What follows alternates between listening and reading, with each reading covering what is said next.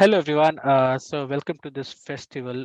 Welcome to this video in this next sequence for our interview with the patrons of the festival.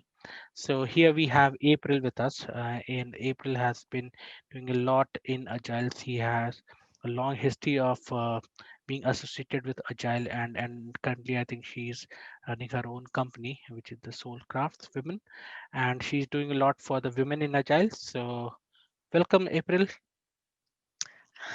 Thank you. Happy to be here with you today. Yeah.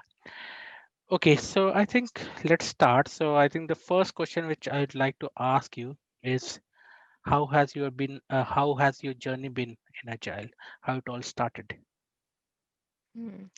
I started off as an XP team member, and we really learned about agility through a book.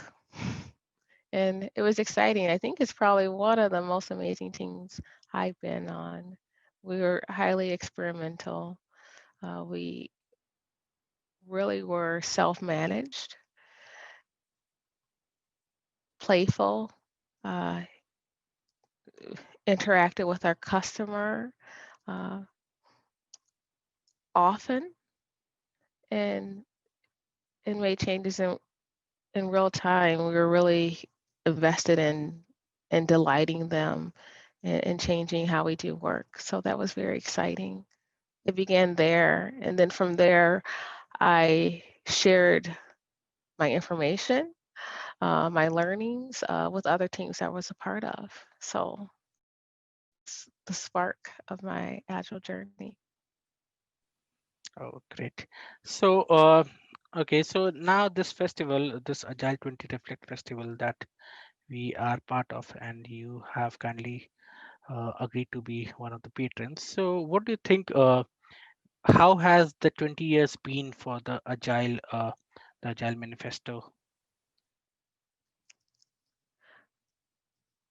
What I would say is that we've learned that Agile is not just about software, and that it has made a difference on so many industries, um, so many domains. And that's really been exciting in that it's been a gateway to bridge the gaps between other thought communities. Yeah, definitely. And that is, I think, one of the main key purpose that we have to bring the entire world together. So we are working with ambassadors across countries. We have been able to get ambassadors, I think, in almost 50 countries yet, and we are looking to go to almost 100 countries in the world, and that is what we are looking to connect to. And I'm amazed by what variety of people are interested in Agile. There have been doctors, there have been people from HR, then there have been people who are scientists, and then most of us, as you mentioned, so it is not just about IT. So yeah, I think we'll be able to do that. Okay, so when we talk about this festival, so what do you think we should be focusing on? Apart from what we are actually doing, so what should be our key focus for this festival? I would say the global celebration of voices. That's probably the most exciting thing, that we have a lot of new voices in the space. Whether you just began or you've been doing it a long time, that everyone has something to contribute. And that's the beauty about Agile. And I think that really represents what this festival is about, is hearing veteran and new voices, and also exploring what else. Okay, great. Okay, and I have been reading about you. So you have been doing a lot for women in Agile. So what do you think? What role women have played till now, and then what role do you see for women in Agile in the future? I think everyone would agree that women played a role in the beginning. There's been a lot to say when you look at the manifesto, and it it breathes feminine energy and leadership that was a part of it. And unfortunately, some of those women weren't there, that day that they did the signing, but their work definitely influenced um, the Agile Manifesto, and that should be celebrated. Um, and we have a lot of wonderful women who are contributing to the space. And one of the things, and why I'm invested in Women in Agile, is I believe um, that some of the work that I'm doing with open space helps launch new voices and help women and other people tap into their uh, feminine leadership, and creates a space for them to experiment and unlock their potential. Definitely. So I can really vouch for that because we have a team of people. We have the trustees for the festival. We have the volunteers for the festival, and I can see so many women are part of this festival already. And we also have ambassadors across countries who are women. So I think that is definitely they are playing a major role in the festival and in Agile in general. So I think that is something really good, and we look forward to having more women in Agile and technology. Okay, great. So the next question, which I would like to ask you, is about the Agile Manifesto. So now with the current situation, the current COVID pandemic situation across the world, do you see that there is a need to change the Agile Manifesto or bring or add something to it? Well,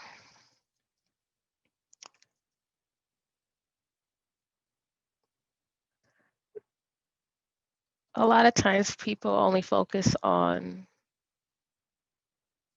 the principles, and they miss finding better ways. And we have. And could it be refined? Of course, it could, because we've learned much more. We know that it's gone beyond um, software development. But do we need it to be redefined to continue to do what we're doing? We've already been doing it. So Okay, does it matter? Like, keep doing, keep exploring, keep moving forward. Um, and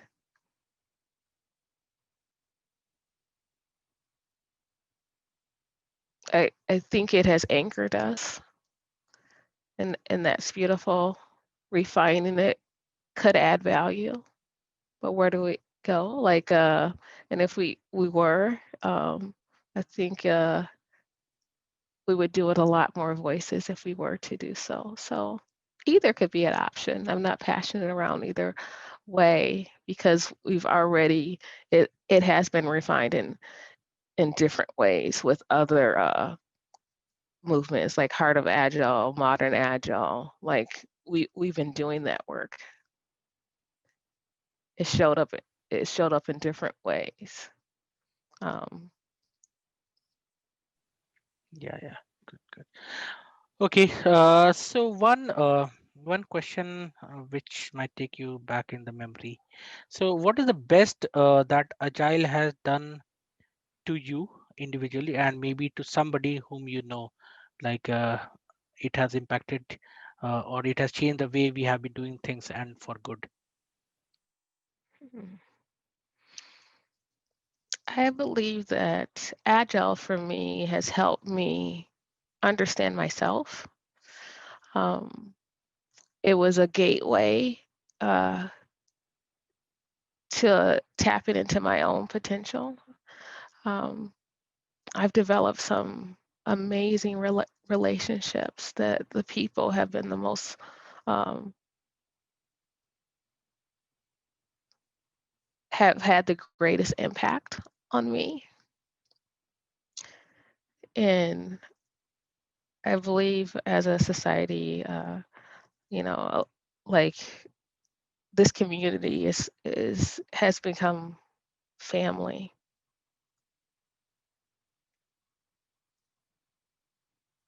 And so I'm very thankful. I wouldn't change it. This journey and being a part of it. Okay, good. Okay, so as part of the festival, we also have a priority that we'll talk about how it has been, but we'll also talk about what is the future of agile. So we are looking to have almost the entire world connect this festival and make it a fun event where everybody can join, they can connect, and then with things happening in the virtual way, so a person sitting in the US can attend an event in India and vice versa. So that is what we are looking to do. So what do you think the future of agile is going to be? How we can create those bridges for the future? Mhm. I think the future involves is making sure those other voices are heard and putting and having that as a priority of seeing like who's missing in this conversation for people who would be curious and excited about uh, learning something new from someone they just met. It's like, oh, you know what?